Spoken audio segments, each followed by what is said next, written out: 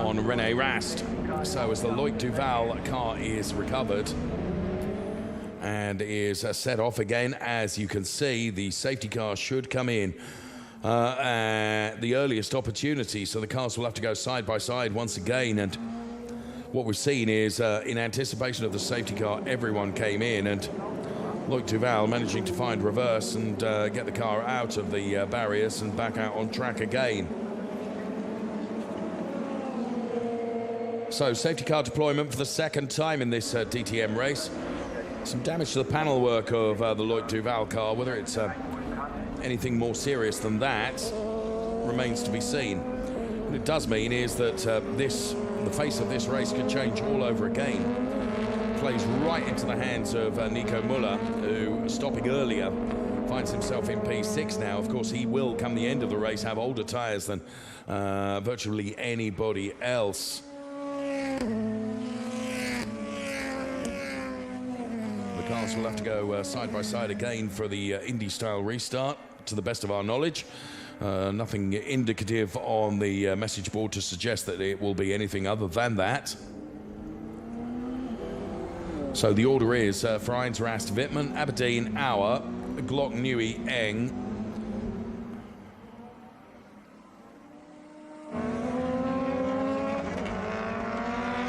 And there is Loic Duval.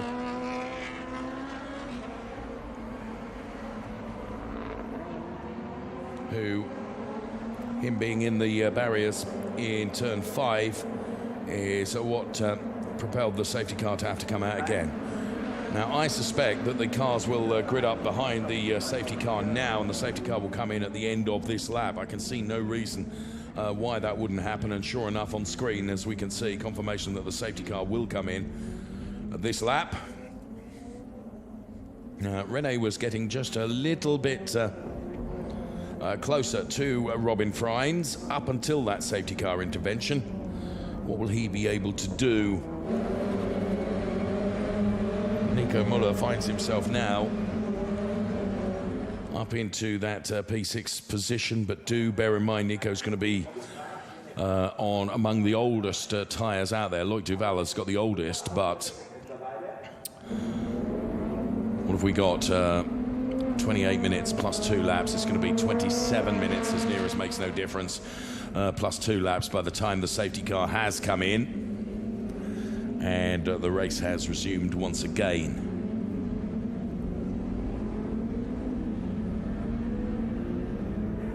So the marshal then informing the drivers to grid up side by side.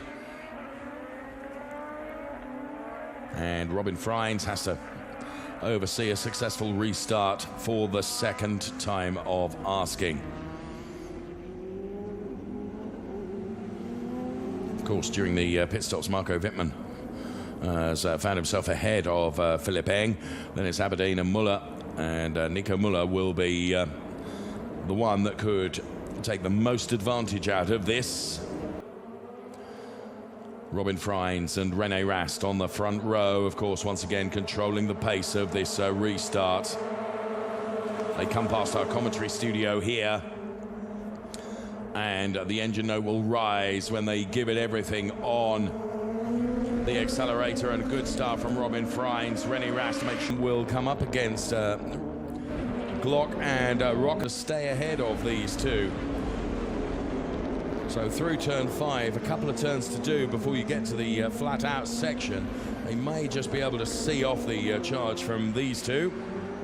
Timo Glock certainly escaping up the road. In comes Rene Rast. Müller got to board. He will pit next lap. So what's happened here is the Sport Team Rosberg have brought Rene Rast in. He wasn't making any inroads on Robin Freins, so they've brought him in. We expect Freins to pit soon. To try and cover off the pit stop from Robin Freins. It wasn't a quick stop, though. 9.6, I seem to recall. Also in at the same time, Sheldon van der Linde, which means those that haven't stopped are Müller, Freins, Wittmann, Habsburg, Auer, Eng, and so Mike Rockenfeller and Timo Glock were not pounced upon by Loic Duval and Jamie Green, although Loic Duval is fancying his chances against Mike Rockefeller now and puts himself on the inside of this turn, but it becomes the outside for the next one. Mike fully aware of that and able to hold on to that position, but as they head towards turn number 5, Loic Duval back on the inside. Oh, a little barge between the two of them. Now, if Rocky can hold on here, he's got the inside for the next turn, and Jamie Green is just from these two. As this fight is going on, in comes Nico Müller. Pit lane will be clear. From the lead of the race. Go, go, go. René 16 DRS, Robin 18 DRS, 27 laps to go. 27 laps to go. Remember the white line. 6.8 second stop was better for Nico Müller, and Ferdinand Habsburg in as well. So now what Nico needs to do is get warmth and heat into those tyres as quickly as possible, because here comes René Rast, who will have brought his tyres up to temperature now, but Nico has got quite an advantage in terms of meters ahead of René, who needs to really try and get on terms with Müller now. Of course, critical to this will be when Robin Freins comes in.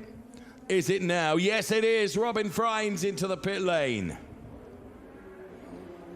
So that means we await Wittmann, Eng and Fabio Scherer, the only ones not to have pitted. Pit lane. Okay, 26 laps to go. It's a very long stint. René pitted 2 laps ago. You will fight him on the exit. You have at the moment a margin of 1.5 seconds. The gap behind us. Behind Rast, you are P2 virtually. It's Wittmann, which didn't pit yet, and there was 4 seconds to you. So the AB team go to work on the Robin Freins car. Go, go, go. Long stint, remember. DRS usage. 6.9 second stop. Here comes the race leader, Nico Müller. Well, virtual race leader. Wittmann is leading at the moment because he's yet to stop. And here comes Robin Freins now. Robin now needs to get temperature into those tyres because he's going to be fighting with René Rast, who stopped earlier, and therefore René's tyres are up to temperature. Robin needs to make that car as wide as possible to prevent René Rast from coming through. Robin, of course, will have the benefit of younger rubber come the end of the race, but it's at this stage now that he needs to see off René Rast in this fight for what will become P2 in the race. Wittmann is the leader currently, but he's not stopped. Eng is P2, he's not stopped, and Fabio Scherer P3, but he's not stopped. Because he could be vulnerable going into the chicane, René Rast. As we look back from the Robin Freins car, René under braking gets close, but not close enough. Good job done by Robin Freins. Turn 11 now. And here is Ferdinand Habsburg fighting with Timo Glock. Ferdinand Habsburg P8, Glock P9, but bear in mind that will change when the 3 that haven't stopped do come in. Müller then with a huge advantage over Robin Freins of 5 seconds. And René Rast, who is about 7/10 behind Robin Freins. Loic Duval, Jamie Green and Jonathan Aberdeen on P11, P12 and P13 as we go on board with René.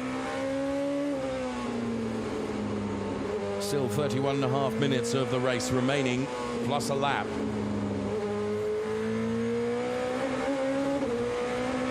And in now comes Wittmann. Good on DRS, 3 to 5 laps more. So a good stop needed from BMW Team RMG as they go to work on the Marco Wittmann car. Limited to the number of engineers. Go. 7 seconds, not too shabby. Still 24 laps to go. Be easy on the rear tires. We expect you around Van der Linde and Habsburg. So that's where they were expecting Marco to be out then, around Van der Linde and Habsburg. Here comes Sheldon Van der Linde now. Oh, Van der Linde should be able to get by Marco with no problems at all through turn 1, because he's got plenty of grip in his tyres.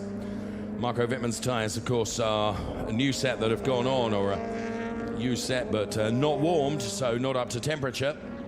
And Ferdinand Habsburg, the driver behind. So Ferdinand Habsburg needs to close in on Marco Wittmann now. We're on board with Nico Müller for AB Sportsline. And whilst Philipp Eng is leading the race from Fabio Scherer, the virtual leader is, of course, Nico Müller. So Robert Kubica was an early retiree from this race. Let's find out why. Let's find out. Robert, it was going very well for you actually in the race, and despite the 5-second penalty. So why did the car stop? Why did you have to park it?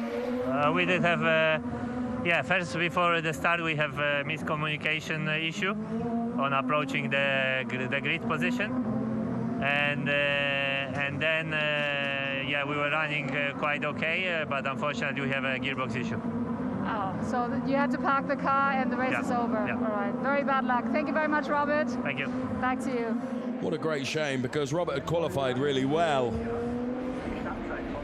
Every week it's getting better and better though for Kubica, as Fabio Scherer has come in now. We can see him making his way out of the pit lane to the very left-hand side of your picture, which means it's just Philipp Eng that has got to come in for his stop now. And here is Marco Wittmann, who has been able to see off Ferdinand Habsburg, who rather thought that Ferdinand may be able to get by the two-time DTM champion in the BMW P6, which will become P5 when Philipp Eng comes in for his mandatory stop. On board and looking back at the Ferdinand Habsburg Audi, as we're on board with Marco Wittmann in his BMW. And from a different stoplight, white line, 22 laps remain. Eng is in. So Philipp Eng has come in as Jamie Green just took a look at the inside of Loic Duval. More DRS in the car around, more DRS in the car around, 3-4 laps more. 6-second stop for Philipp Eng, who's got more DRS than the cars around him, which should give him an advantage. And we go back to the real race order then, as everyone now has stopped. Ferdinand Habsburg here will go by Philipp Eng. Harrison Newey will go by Philipp Eng with no problem at all. So that means Eng returns in P13.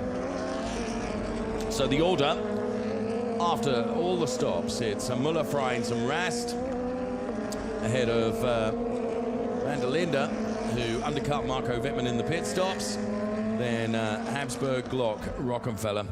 So Wittmann P5, Habsburg P6, Glock P7, with Mike Rockenfeller, Loic Duval and Jamie Green into the points in P10. And bear in mind, Jamie Green starting on the back row of the grid, so a good drive from Jamie Green thus far. This is René Rast then, who, as you can see, over the last 3 laps, the gap between himself and Robin Freins has increased. So Robin doing a good job here and holding on to that P2 position. Can Sheldon Van der Linde get closer to René Rast? Well, he's certainly been doing that over the last 3 laps. Look, it's taken half a second out. But what have we got? 26.5 minutes plus a lap remaining. He's going to have to work very, very hard to be able to narrow that gap to René Rast. And of course, once he does, René is not going to be easy to overtake, that's for sure, if indeed Sheldon Van der Linde is able to get onto the back of him. So René then through turn 5. Freins already exiting that. And to turn 6 already.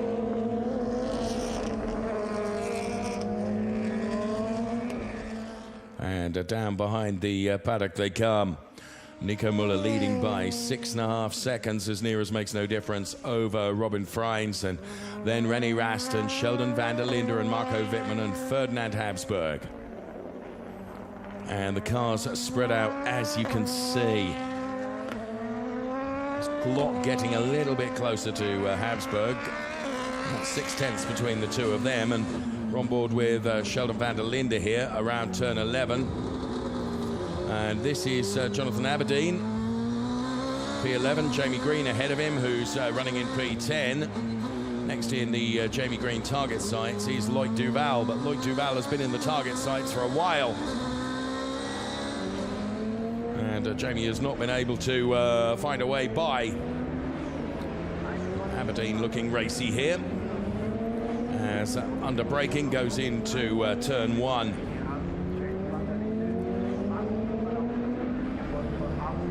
So Muller with a 6.222 margin over Robin Freins, then René Rast and Sheldon van der Linde, the best of the BMW drivers. And here our race leader then, who's perfectly out off the back of that turn 7. So too Robin Freins. It's so very easy to dip a wheel into the gravel there, but neither of the drivers having done so. And heading up towards the chicane. And again, very easy to get it wrong at the chicane. There's 2 chicanes there, as you can see. It's the first one that's used by the DTM on this sprint circuit. Many drivers have been through the other one, breaking themselves going into and not being able to make the chicane.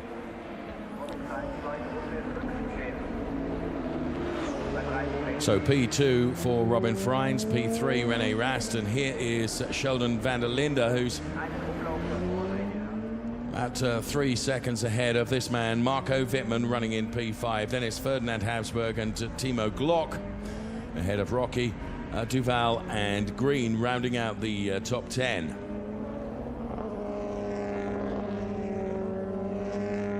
So for WRT Team Audi Sport, last lap a 1:22.643 for Ferdinand Habsburg.